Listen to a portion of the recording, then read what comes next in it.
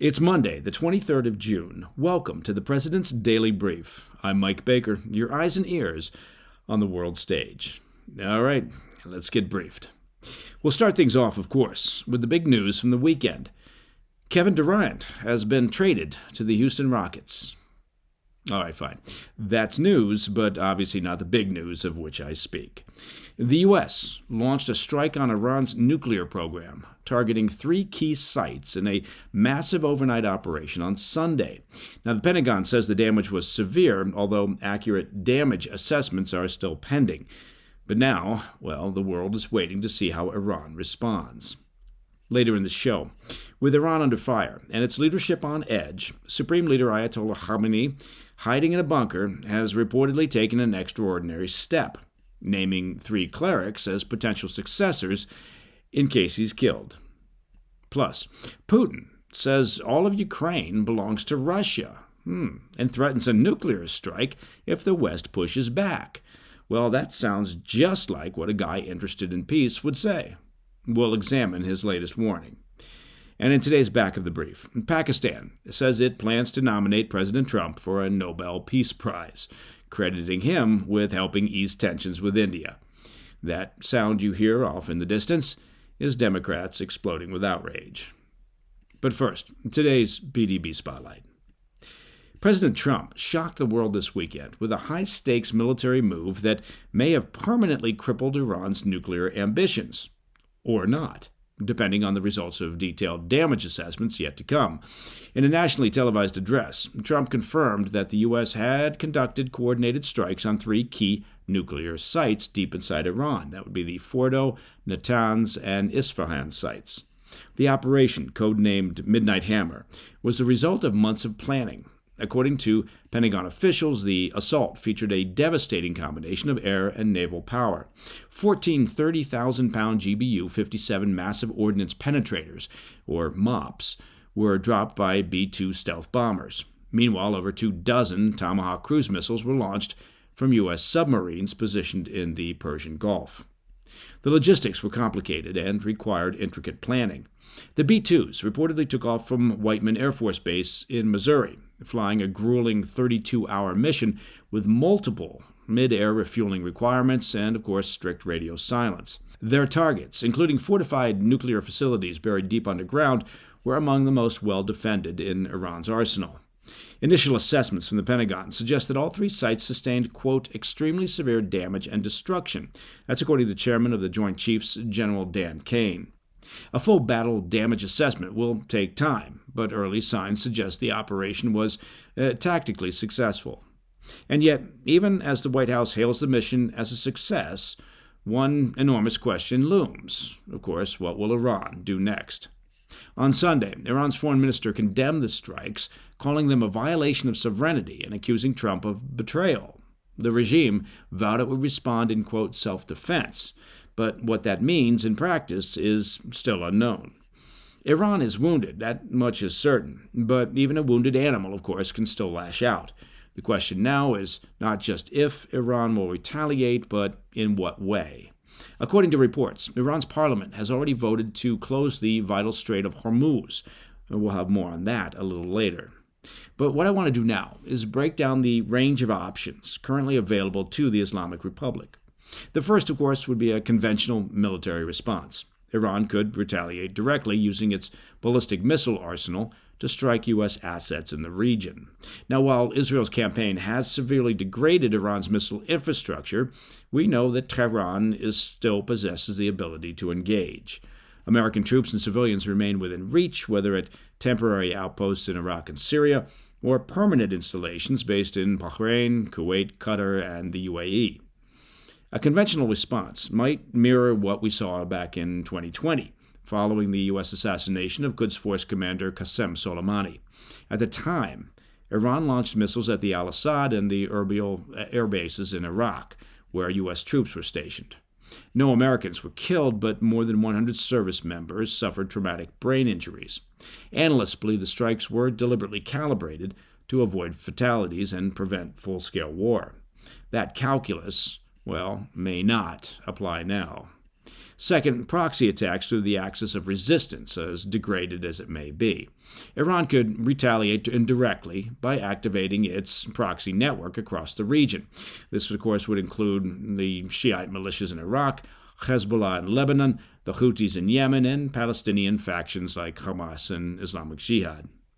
Again, we've seen this playbook before. After Soleimani's death, Iran-backed groups in Iraq launched a barrage of rocket attacks on U.S. bases, allowing Tehran to strike at American interests while theoretically maintaining plausible deniability. But here, too, Iran's options may be narrowing. Just this weekend, Israel confirmed that it had assassinated 3 top Iranian commanders, including Mohammad Saeed Azadi. Now, he's a key architect of Iran's proxy coordination efforts. His death could delay or even paralyze Tehran's ability to mobilize its militias. And, of course, as we discussed over the past year and a half, Hezbollah, the Houthis, and Hamas have been significantly degraded. Third, we could see the regime engage in asymmetrical economic warfare. Now, if Iran doesn't go for a conventional military response or a proxy war, it could turn to economic disruption.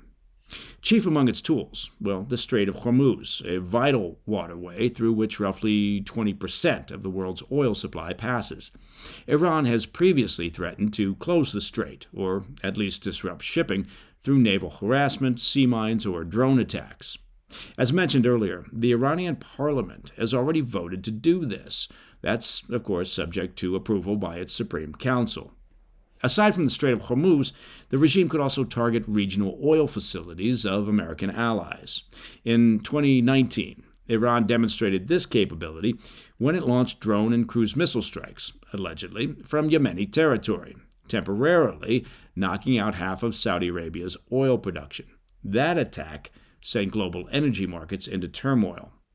If Tehran takes this path, it could inflict economic pain not only on the U.S., but on its allies, and possibly fracture international support for continued military action. Now, the fourth option that I want to highlight is arguably the most alarming, and that would, of course, be terrorist attacks on U.S. soil. This is Iran's most dangerous card. Through its Quds Force and proxies like Hezbollah, Iran has previously attempted to carry out attacks in the U.S., and it's not like they haven't attempted this in the past. One stark example came back in 2011. U.S. authorities uncovered a plot to assassinate the Saudi ambassador in Washington, D.C. The plan involved an Iranian-American used car salesman working with Quds Force operatives. They attempted to hire what they thought was a Mexican drug cartel hitman to bomb a restaurant in Georgetown where the ambassador frequently dined. The conspirators offered $1.5 million for the job. The hitman was actually a DEA informant, and the plot was foiled. But the message was clear. Iran was willing and could be willing to go global. And if Tehran feels cornered, it may once again activate sleeper cells or radicalized individuals in the West.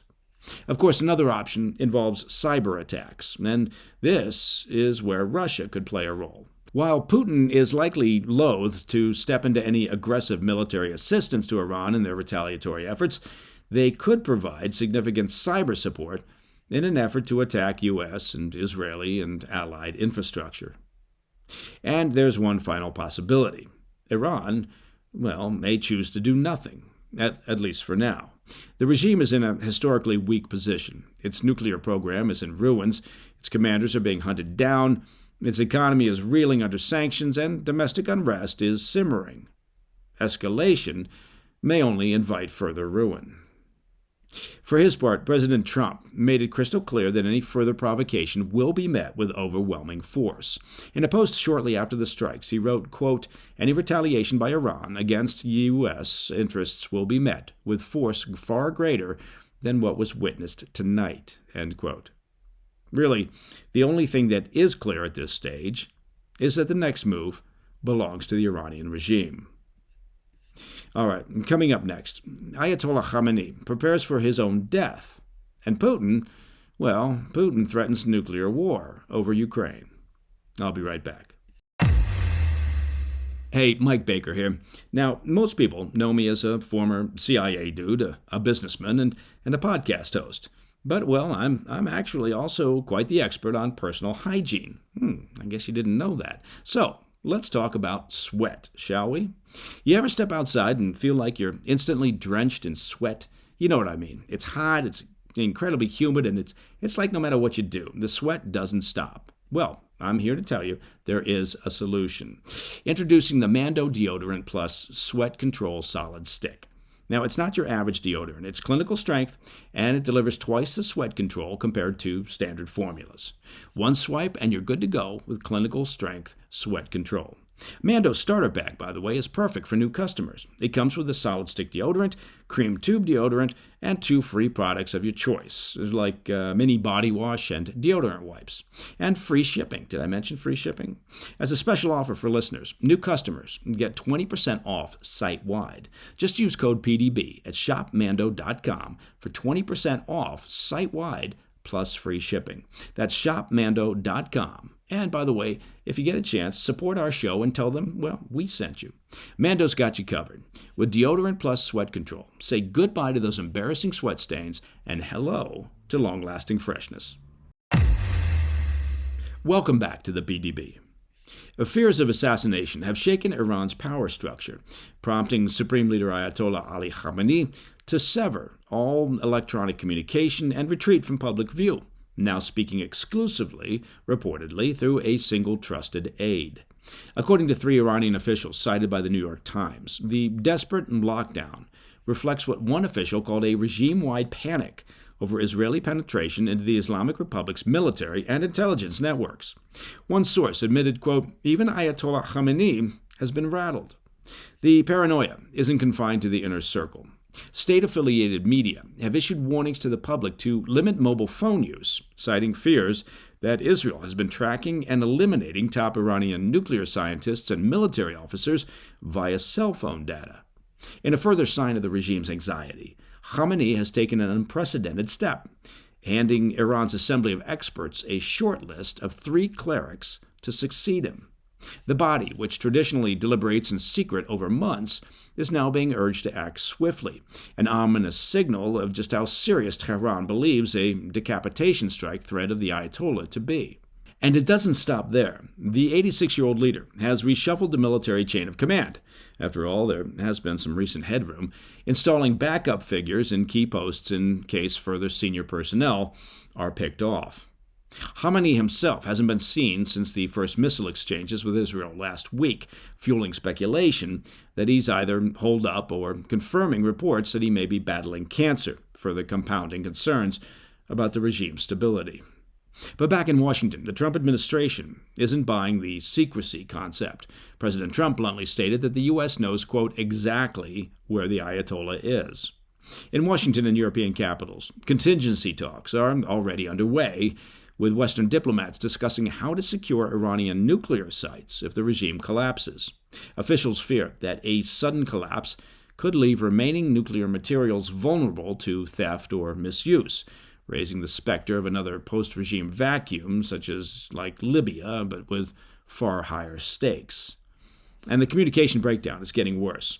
CBS News reports that Iran's international phone lines and internet access have sharply degraded since the war with Israel began. Even figures like Deputy Foreign Minister Abbas Araghchi have reportedly gone dark, unreachable by foreign envoys trying to make contact. As we've been tracking here on the PDB, prior to the U.S. airstrikes, the diplomatic track had envisioned a nuclear agreement, allowing Iran to maintain a civilian nuclear program under strict international oversight while barring uranium enrichment.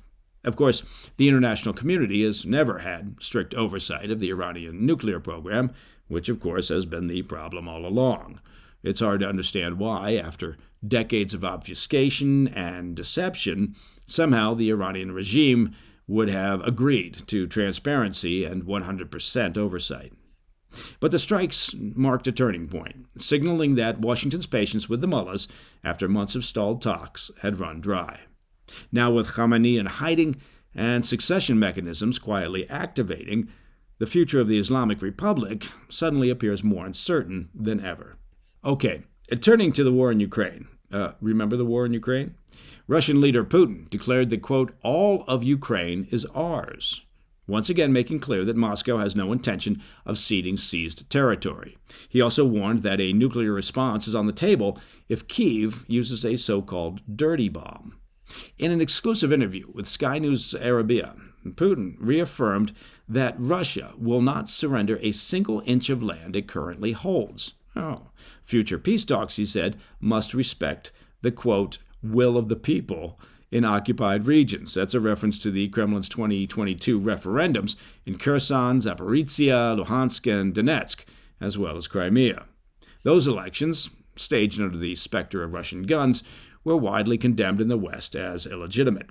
But Putin insisted they reflect democratic choice, stating, quote, the will of the people is what we call democracy. And honestly, for all my insight into democracy, I turn to Vladimir Putin. He added, quote, I've said many times that I consider the Russian and Ukrainian people to be one nation. In this sense, all of Ukraine is ours.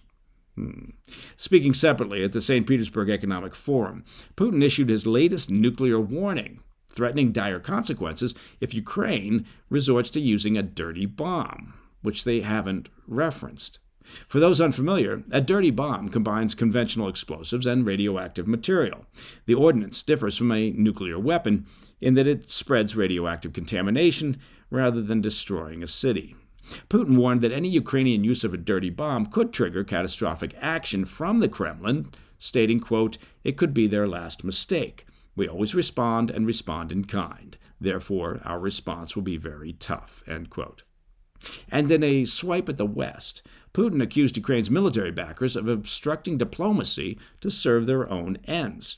The Russian strongman stated, quote, they're not interested in ending the conflict, but in using Ukraine for their own selfish political purposes, said the guy who invaded Ukraine.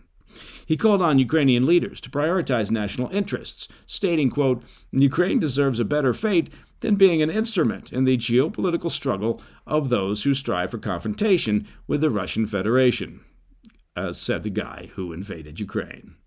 On the ground, the war drags on.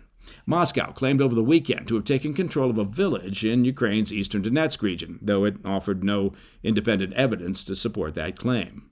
More than 200 Russian drones, meanwhile, struck targets across the Zaporizhia area. That's according to the head of Ukraine's regional military administration. Meanwhile, Ukrainian President Zelensky announced that Kyiv is now in talks with Denmark, Norway, Germany, Canada, and the UK to co-produce weapon systems inside Ukraine to reduce dependence on Western stockpiles. He called on each partner to commit at least 0.25% of their GDP to support Ukrainian defense production. The latest developments underscore the widening gulf between Russian and Ukrainian positions, as Moscow digs in on maximalist territorial claims and revives nuclear threats, even as drone warfare and slow territorial gains grind on in the south and the east. All right, coming up next in the back of the brief, Pakistan, in no way looking to curry favor with the White House, wants to nominate President Trump for the Nobel Peace Prize. More on that when we come back. Hey, Mike Baker here. Let's talk about your personal finances, shall we? And hard-earned savings, and how to protect them. Look, did you know that in the last 12 months, gold's value has jumped 30%, and central banks, well, they're busy buying up gold in record amounts.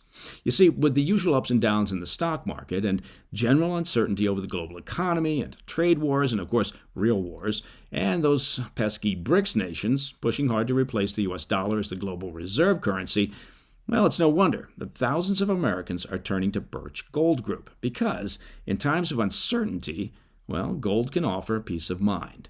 Birch Gold makes it easy to convert your IRA or your 401k into a tax-sheltered IRA in physical gold. Or, like a lot of people, you can buy gold just to store at home. Text PDB to 989898, and Birch Gold will send you a free information kit on gold. There's no obligation. It's just useful information. With an A-plus rating with the Better Business Bureau and tens of thousands of happy customers, take control of protecting your hard-earned savings today. Text PDB to the number 989898. In today's back of the brief, Pakistan's government says it intends to nominate President Trump for the Nobel Peace Prize, crediting him with helping to avert a potentially catastrophic war with India. In a post on X, Islamabad said Trump deserves the honor, quote, in recognition of his decisive diplomatic intervention and pivotal leadership during the recent India-Pakistan crisis. The post concluded by calling Trump's actions, quote, a testament to his role as a genuine peacemaker. As we reported in May on the PDB, Trump personally announced the ceasefire after 4 days of cross-border shelling and gunfire, warning both nuclear-armed sides that continued economic partnership with the U.S. would be contingent on de-escalation. The commander-in-chief told reporters at the time, quote, I said, come on, we're going to do a lot of trade with you guys. Let's stop it, end quote. Pakistan claims the truce was the result of intensive American-led negotiations. But India sees it very differently. Officials in New Delhi rejected that version of events, denying outside involvement in brokering the ceasefire and reiterating India's long-standing position of no third-party mediation, particularly when it comes to dispute over Kashmir. Still, Islamabad has not backed down. Pakistan's former Senate Defense Committee chairman endorsed the Nobel nomination, telling Reuters, quote, Trump is good for Pakistan, and arguing that his intervention likely saved lives on both sides of the border. Trump addressed the news on Truth Social, saying that while he's successfully, quote, brokered negotiations between multiple nations, he doubts that the Norwegian Nobel Committee will ever recognize his efforts. He posted, quote, no, I won't get a Nobel Peace Prize no matter what I do, but adding that, quote, the people truly know what I do, end quote. Now that swipe echoes a long-running grievance. Trump has often criticized former President Barack Obama for receiving the prize back in 2009, just months into his presidency, calling that as a prize unearned. Trump's name has appeared before, as he was nominated during his first term by lawmakers in Norway, Japan, and South Korea for his role in the Abraham Accords and for de-escalating tensions on the Korean Peninsula. Whether this latest nomination will gain traction ahead of the Nobel Committee's October decision, it remains to be seen. And that, my friends, is the President's Daily Brief for Monday, the 23rd of June. Now, if you have any questions or comments, please reach out to me at pdb@thefirsttv.com. And to listen to the show ad-free, become a premium member of the President's Daily Brief simply by visiting pdbpremium.com. It's really that simple. And I hope you had a chance to check out this past weekend's edition of our extended weekend show, the PDB Situation Report. You can always catch it in past episodes on our YouTube channel, that's at President's Daily Brief, and of course, podcast platforms everywhere. I'm Mike Baker, and I'll be back later today with the PDB Afternoon Bulletin. Until then, stay informed, stay safe, stay cool. Hey, thanks for tuning in. If you enjoyed this video, don't forget to hit that like button and leave a comment, a really positive, nice, and kind comment. That would be appreciated. And if you're not already subscribed to our channel, make sure to subscribe and turn on notifications so you don't miss any of our daily updates.